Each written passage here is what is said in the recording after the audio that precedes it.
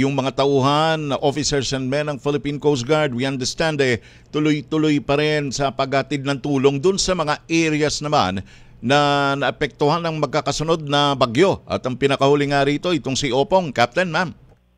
Yes, tama po kayo, Sir Alan. So we are in close coordination po with the local government units, the DRRMO, and even the DSWD po para sa distribution po ng mga essential items na gaya po ng mga family food packs at relief goods.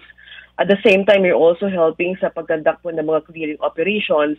And hanggang ngayon po ay nagbibigay pa rin po tayo ng tulong yung mga pagbabalik po ng mga individual na in-evacuate po natin sa kanilang mga respective residences po. Ayun. So ibig sabihin pati yung mga evacuees na cleared na makabalik sa kanilang mga tahanan, kasamang Philippine Coast Guard sa nagtatransport nito, Captain, ma'am?